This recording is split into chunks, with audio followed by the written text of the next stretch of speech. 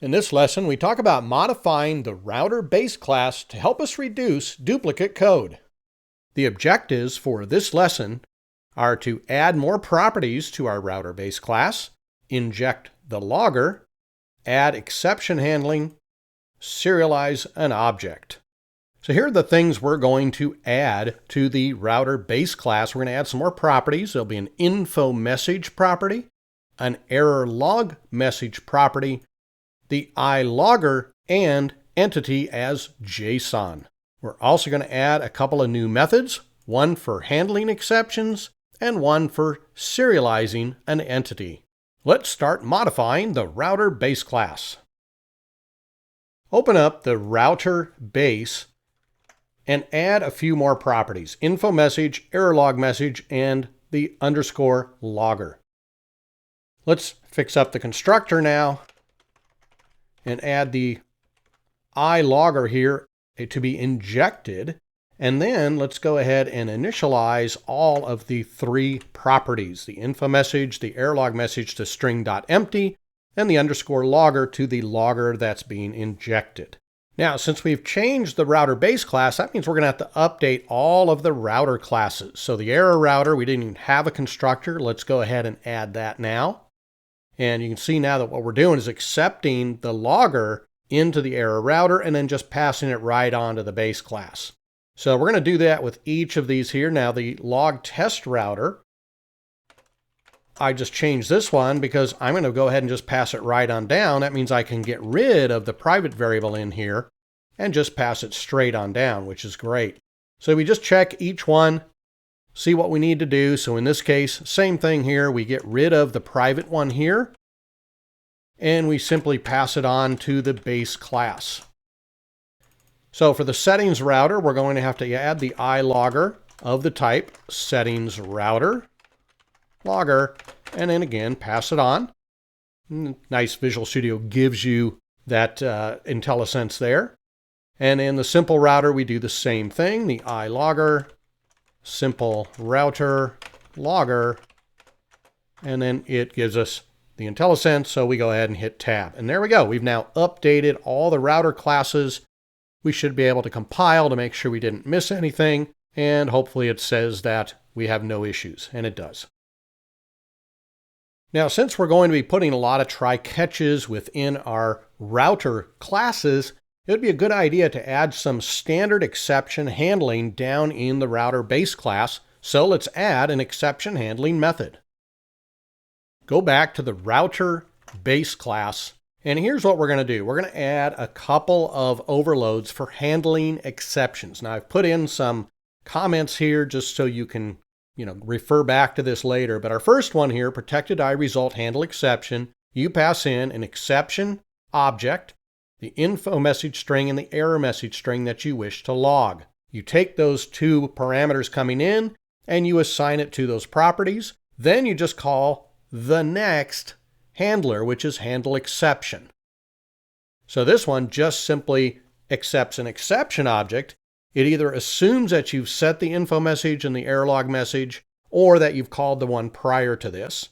We then build the status code with the generic message, that's the info message, and this is the one that you're going to send out to the user. But then we're going to take our error log message, because this is the one that we're going to use for us to see, and that's the one that we're going to log, and that one will go into the error log file like we showed you in the last lesson. So next, let's open up our product router. So you remember what we did before, where in our get here, we added the try and the catch. Well, now let's actually change some of this. Let's change this. We don't need a local error message anymore. We're just going to simply use the info message. Then we're going to change the not found down here to use that info message as well. And then down here, again, instead of using the local one here, we're actually now going to take all of this out, and we're going to replace it now with setting the info message, which is the one we want to go out to the user. The error in the product API, please contact the system administrator. And then the error log message, that's the one that we're going to use to log to our exception handling file. And then we call the handle exception. That means that's what's going to go back out is that results.problem. So let's go ahead and run this now. And if I've done everything correctly, as you can see, we're going to call the same product get again, get the error.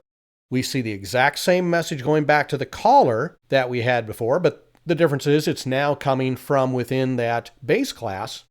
And if we go over here to the logs, we should see it's still logging just like it did before. Now, not much has changed. We've, got about the same amount of code, but what's more important is that we have now basically centralized all this exception handling down here in the RouterBase class. So if we want to add anything, make any additional changes, we only have to make them in one place. Now, you remember in our logging lesson where I talked about how you logged an object, you had to serialize it to JSON first? Well, again, that would be something that would be nice, a very generic method that you could pass any entity object to, and it would then serialize it. So let's make this a method down in our RouterBase class. Once again, in the RouterBase class, let's add a new property here called entity as JSON. And let's go ahead and initialize that in our constructor as well. Then let's go ahead and build a new method down here at the bottom called Serialize Entity. Now, what you're going to do is pass in a product, a customer, an employee, or whatever type of class you want. You'll pass in that entity to this method. It will then try to serialize it, and then it returns that entity as JSON. So it's setting that property as well as returning it back to you. So what do we do with that? Well, let's open up our log test router class. Remember, this is the one we did in our logging lesson. And down here where we do the log product, we're going to change this down here because now we can get rid of this. We can do logger.log information. We're still going to use that coming back. But here's what I'm going to do. I'm going to change this because it's not a name anymore. It's just a placeholder that we need. And we'll go to our base class, which is our RouterBase. We'll call the serialize entity using product. And then we use the name of the variable, which in this case is entity. If everything works okay, we should get the exact same results we got before. Let's run this. Let's go to our log test here where we log an object and we execute.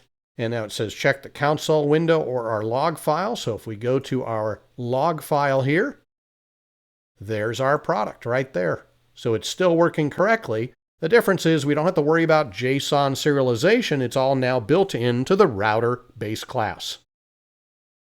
In this lesson, we use the RouterBase class to eliminate duplicate code that you would otherwise have to put throughout a whole bunch of router classes. We add exception handling, logging, and serialization of objects. We provide this flexibility to add more common code later, even change any of these, and we change them now in one place. We don't have to visit every single router class.